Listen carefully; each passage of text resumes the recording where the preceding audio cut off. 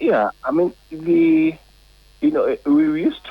wanted to protect the teachers and the nurses because they didn't have loans, and most of them, I'm not saying all of them are from poor homes, but if you look at the data very well, if you talk to people, those who go to universities may be well provided than those who are in training and nursing. I may be wrong, but I think that's the scenario that the government was trying to paint, just at least to give them some allowance. But if it is possible to move the allowance to loans so that just as the universities, you get loans and you pay after that.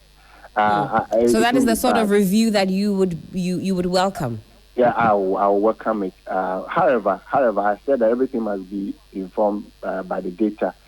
So let's do the research and be informed by the data that if you do the loans, would it impact positively or negatively? If it's about allowances, is it impacting positively or negatively? If it is right now, it's impacting positively, let's leave it. If it's negatively, let's review it. Many people have raised the concern that, the nurses, they will finish school and they will run away from the country, they will go to other countries and work, and the government has already incurred some costs in their training, and instead of serving the country, they leave. That one should be corrected. And so if it is the case, if the data tells us that, yes, more people leave the shores of the country, and therefore there's no need to provide them with allowance, then so be it. So again, I come back to my earlier point that everything must be informed by the data. And during the COVID, Ghana scored among the highest in Africa, in fact, among the highest in the world. There's something we call stringency index, and I think listeners can go to the Johns Hopkins University website and look at the stringency index of countries. Ghana scored among the highest. What is that index?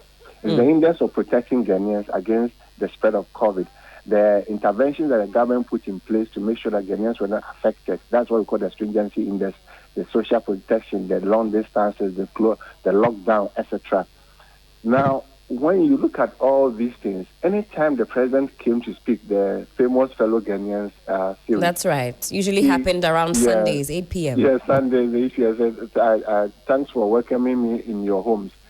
Every time the president spoke, he made reference to the data. And I was so happy. And that is why we scored the highest among the highest in Africa and in the world.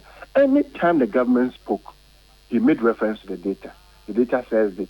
The data says that. The data says this. And so we are releasing the lockdown. We are locking down. We are reopening school. We'll close down schools. Everything was informed by the data. And I think that it's a practice that we must imbibe. Honorable Tony Otinjesi, Dr. Otinjesi, also made a similar point at a forum that I attended with him. He said that most people just speak out of sentiments and emotions. We don't speak to the data. The research departments must be resourced and intensified and bring out the data for reforms to be made around the data.